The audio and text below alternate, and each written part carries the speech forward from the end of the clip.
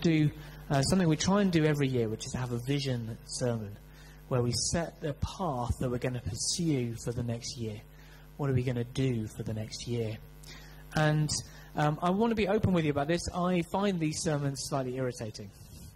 There we go.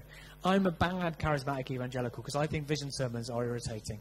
And part of the reason for that is because the vision that I have for the church is the same vision, I hope, that St. Peter had for the church on the day of Pentecost. Right, the vision doesn't change year on year. It's not like one year we're going to convert people to follow Jesus and the next year we might try something different. Right? Oh, right, what's your vision for this year? Oh, I thought we'd give Islam a go this year. No, it's not like that. Right? But one of the reasons why we do vision sermons is because it's good to set our eyes on something and to remind ourselves what the main thing is. Jesus is quite big on this. In the story of Mary and Martha, in the Gospels, if you haven't read it, go away and find a Bible and read about it. But essentially what happens is Jesus takes Martha to one side and says, look, you're so busy, you've forgotten what the one thing is that's most important. And it is really important at the beginning of any pursuit to remind ourselves what the one thing that really matters is. And so that's what we're going to do this morning. So every week I produce a one-sentence summary of everything I'm going to say. And this is it. Our mission this year is to know the hope of Jesus, to show the hope of Jesus, and to share the hope of Jesus. Our mission this year is to know the hope of Jesus, to show the hope of Jesus, and to share the hope of Jesus. To know hope, to show hope, and to share hope. So with that in mind, what does that mean? Well, hope is powerful. Without hope, people wither and die. Hope's a particularly significant word for us as a church. It's one that we've been thinking about for a number of years, and it's guided us as we've grown in the past 4 years. And we even have it emblazoned in massive letters down the side of the chapel building we own down the road. And actually, even that sign, hope, has brought people to come to know Jesus. Just the sign on its own, which is amazing. Hope is such a powerful idea. And as we move into the year ahead, I want to think about what it means when we talk about hope. What do we mean by hope? And what does that mean when we want to take it to the world? So one of the most frequent pictures that the Bible uses to describe the dynamic of hope that we have in Jesus is light and darkness. Light and darkness. God, St. John says, is light, and in him is no darkness at all. He is light. That picture of light is brilliantly simple and yet also rich and deep. You see, it's in the nature of light that it goes out and it includes others. Light radiates from a source. Look up at the roof, you can see light bulbs. The reason you can see them is because there's a source of light and it's sending light out to you. It moves towards the other. It enfolds and embraces it.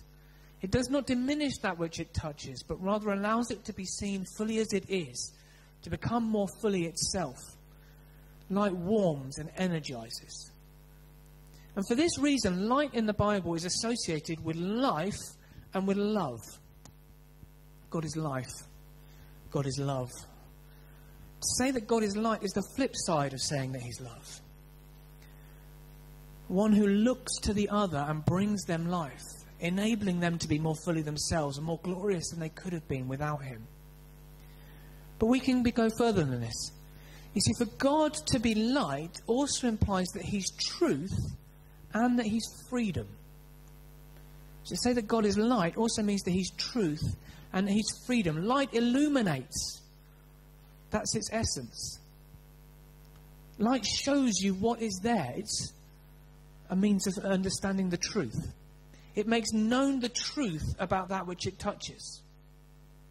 That's why when you've got a kid who's scared of the dark, you turn the light on so they can see what's really there. Light is truth. And that truth in turn brings freedom. Because in order to choose freely, you must know what the truth is. In order to choose freely, you must know what the truth is. My boys and I are mad keen on fantasy football. We love it. That's the little game you play on your phone with millions of others around the UK and the world, where you pick your own team of Premier League players and you find out at the end of each week how they did. So I'm on cloud 9 this week. Erling Haaland scored me 50 points or something close to that yesterday. Got a hat-trick. I captained him. That means I get double points. Winner, winner, chicken dinner. Ben didn't captain Erling Haaland, so he's looking a bit silly at the moment. Feeling a bit down about it. I've got 3 Spurs players in my team. I don't know if they're going to earn me big points, but I just feel like I ought to out of loyalty. In order to choose your players freely, you need to know which players are injured, which players play well, which players no longer play in the league. If someone tells you a lie about that, if someone says to you that player X isn't injured, you can't exercise your freedom to choose him or not choose him. You don't know the truth. I picked a player who'd been loaned out and actually left the country.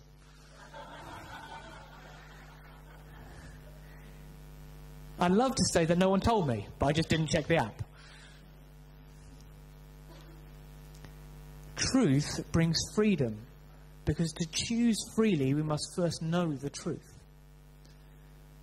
And so we return to love. For what is love but the other known and freely chosen? That's what love is.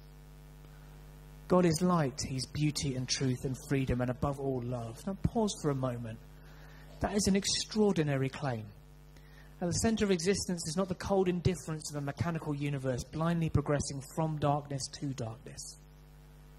I had a wonderful conversation with a really interesting young woman yesterday who's very keen on physics, and we were talking about this idea that Christians don't believe the universe is coldly progressing mindlessly like a clock winding down. We believe it's animated and embraced and enfolded by love, by a person whose very being is light. Moreover, this light is not merely the source of existence, but its end. In the beautiful picture of the destiny of all who love Jesus, St. John describes a city that has no need of the sun or moon to shine on it.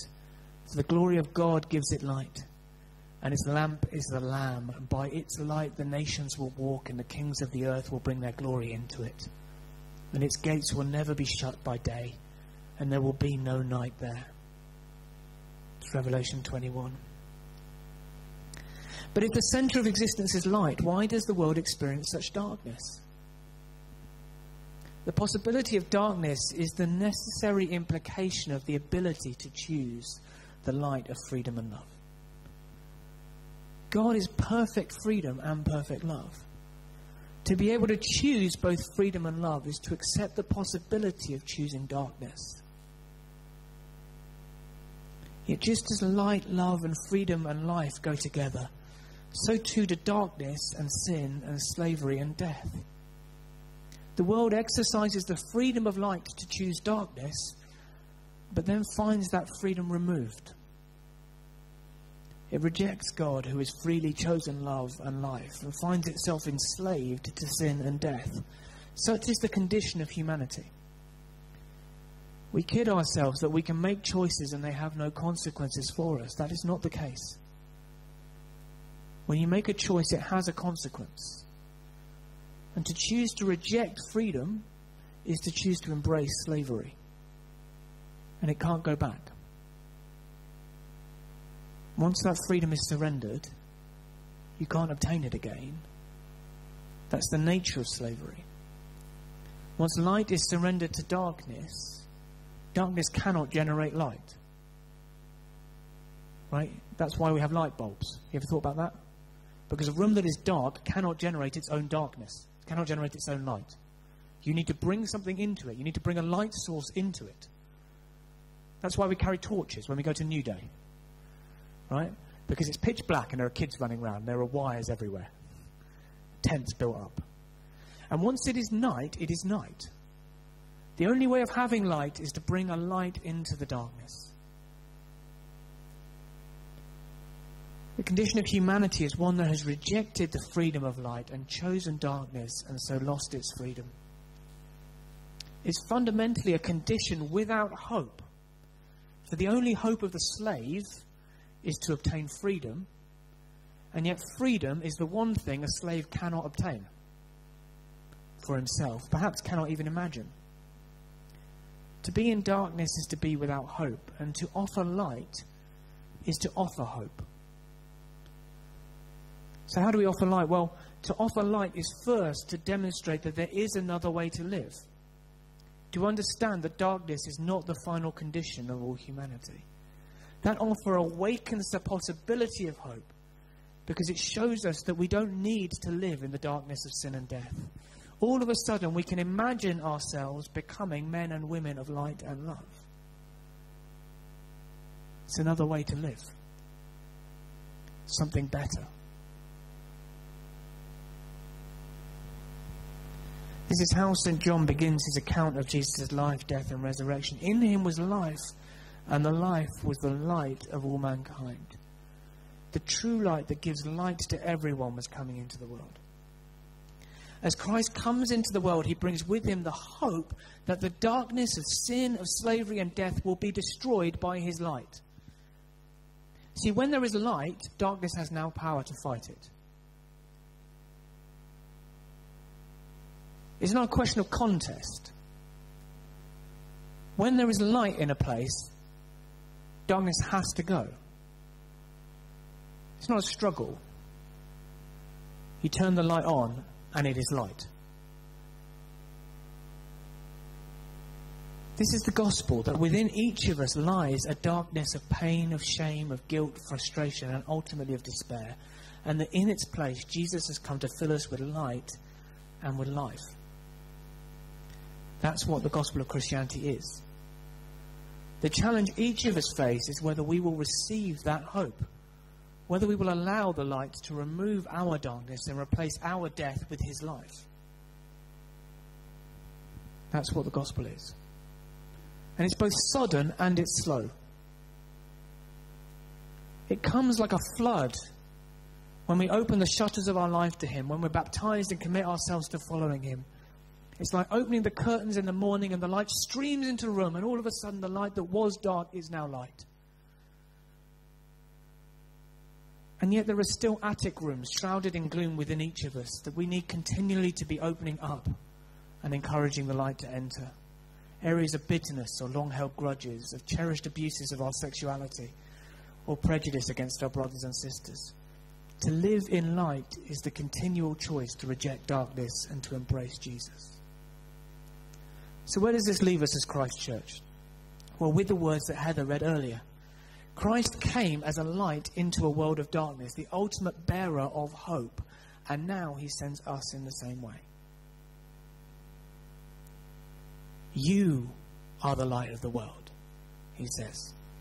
Do you see the progression? God is light. He's the light. I'm the light. Now you're the light. That's the chain of argument. God is light, and in him is no darkness at all. Jesus is the light that gives light to all mankind. And he's coming into the world, and when he's standing in the world, he stands before the people and he says, I'm the light of the world. And then he turns to his followers and says, now go. You are the light of the world. Christ came as light into a world of darkness, the ultimate bearer of hope, and now he sends us in the same way. When Christ instructs us to be light, therefore, he's setting out our destiny, which is not merely to show up or to decry the failures of the world around us, not merely to complain that the world is going to hell in a handcart or that darkness seems to be reigning, but to get in there as light and to shine. To offer the hope that the world need not live in darkness any longer, that slavery can be replaced by freedom, sin can be replaced by love, despair by joy, the devil by God himself. To put this shortly, the light is Christ. When we become light, we demonstrate the desirability of knowing Jesus, generating the hope that there might be a different way. People see you and they think, oh, there's a different way to live.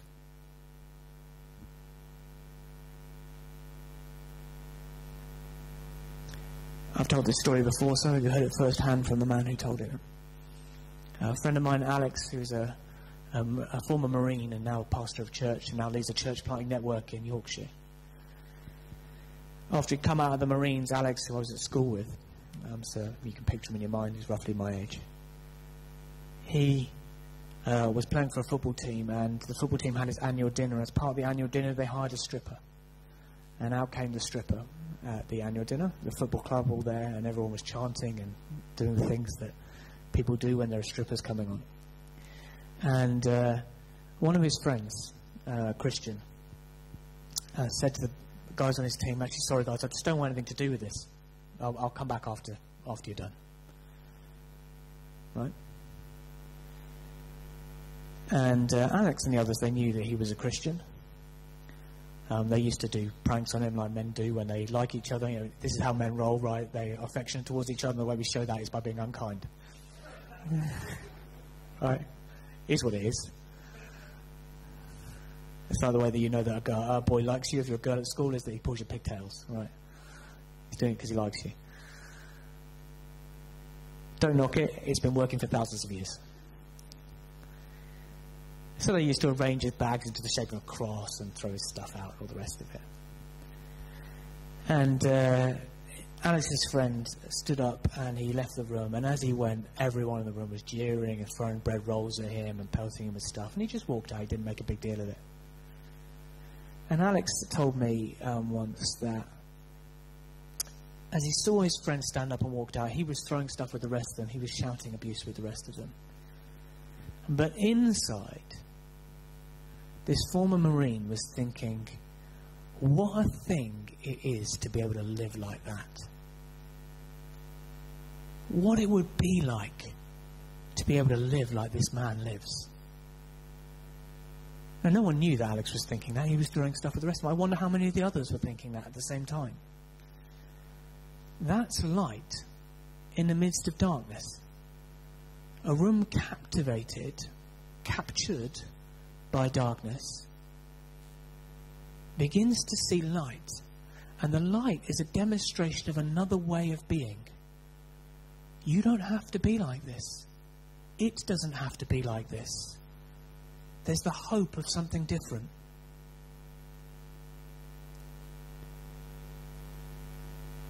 The light that we bring is not fundamentally our own. It's not, in the final analysis, the hope of a society well run, of beautiful blonde women who can sing wonderfully at the front of churches.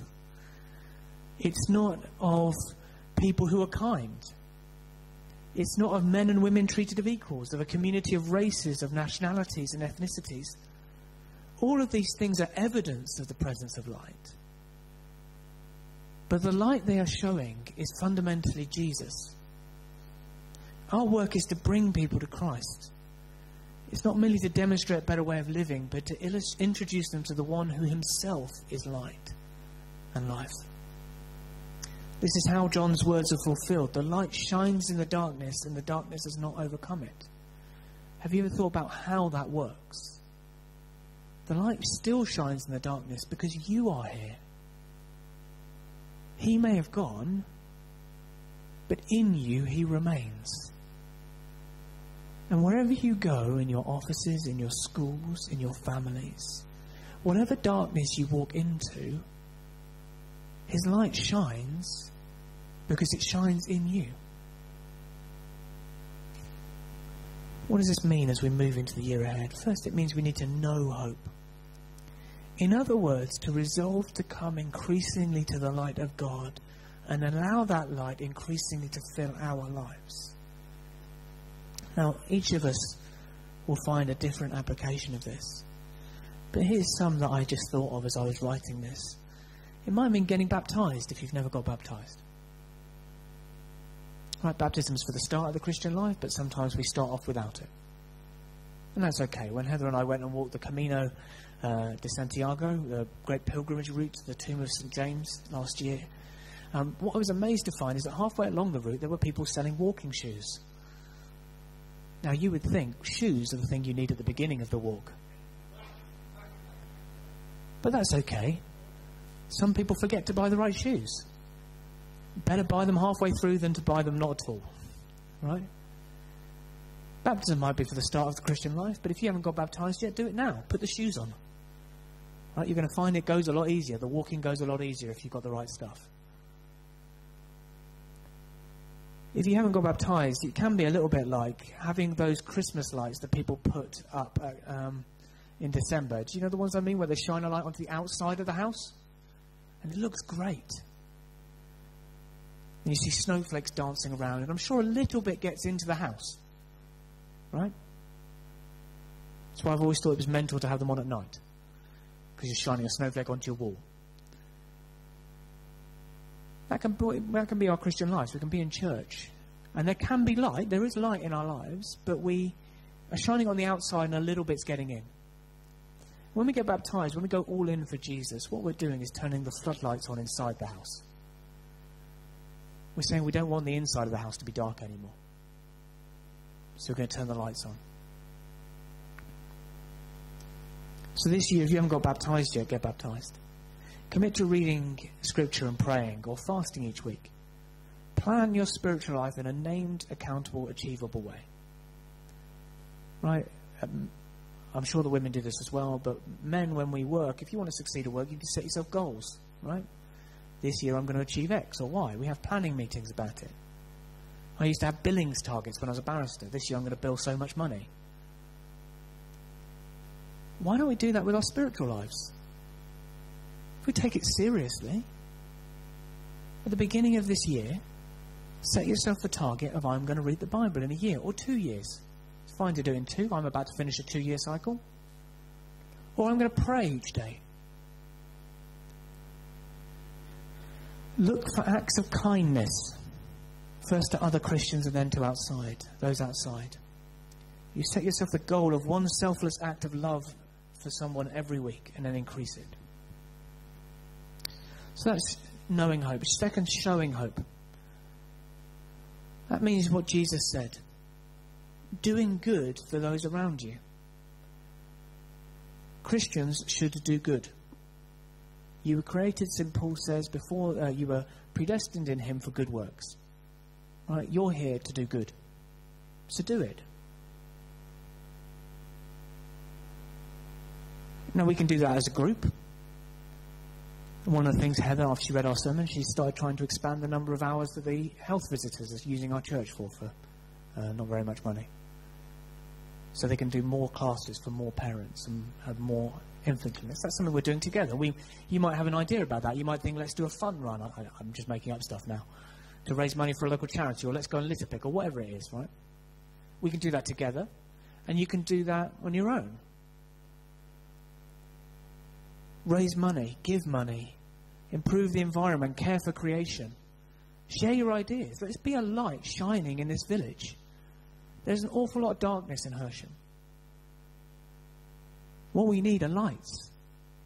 And if you have an idea about how we as a group can shine a light, either just do it, or come to us as a group. Come to one of our lunches and share your idea. Let's show hope. That's the dynamic Jesus says. He says people will see your good deeds, and then they will glorify your Father in heaven. So that's the final bit. Share hope. If we just stop at showing hope, we stop halfway through it, right? Jesus didn't say, let your light shine before people, and they will see your good deeds, full stop. That's not how the verse goes, right? The verse goes, let your light shine in front of other people. They will see your good deeds, and they will glorify your Father in heaven. In other words, the aim of doing good is to bring people to Christ. Right? So you do good, and we tell them about Jesus. Because then they can have light for themselves. They're not relying on your light, they've got their own light. So sharing hope. Jesus said the point of good deeds is ultimately to bring people to worship. The light we shine is not our own, it's Christ's. Ultimately, He's what people need. Now, sharing your faith can be hard or intimidating, but it doesn't need to be. It doesn't need to be. It can be as simple as inviting a friend to come with you to a life group or a Sunday service. Let's practice that. Okay, I'm going to illustrate it. Check it out. Scott, come here. Scott, you free on Thursday? Do you like cake? Do you like sitting down with other people and having fun? Why don't you come to my life group? It's really good. What we do is we have cake, we eat together, we read the Bible a little bit, think about how we can live better, and then we pray for one another, go home. It's amazing fun. Thanks, Scott. That was easy, wasn't it? Right? It was dead easy. Right? John, come up. John, what are you doing on Sunday mornings? Yeah, do you want to come and hang out with me? I'm having a really great time. I'd love to take you to my church. It's really good fun. There you go. Sit down. All right? All right?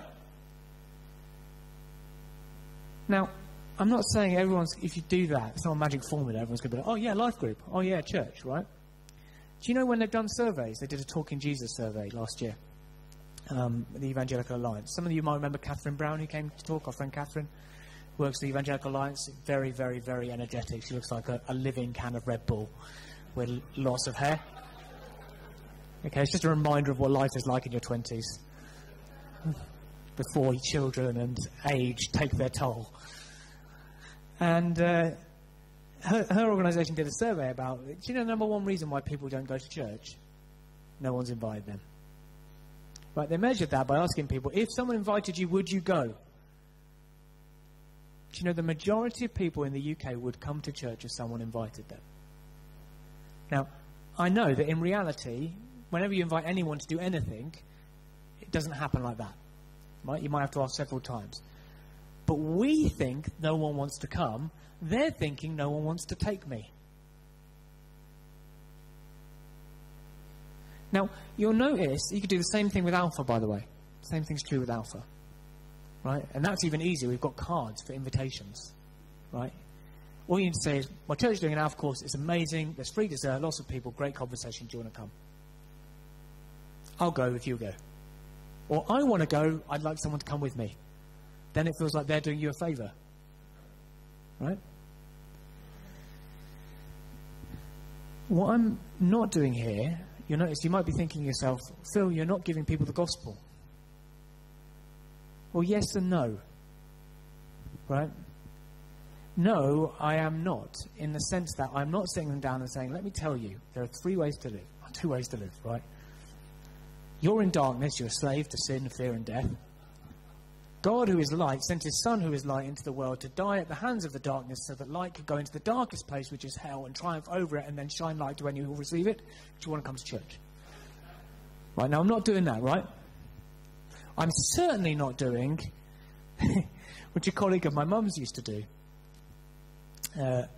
which was underlining bits of a Bible and leaving on bits of people's desks when he knew that they'd sinned in a certain way. You know, you'd see someone overeating at lunch and underline, do not be a glutton. Right.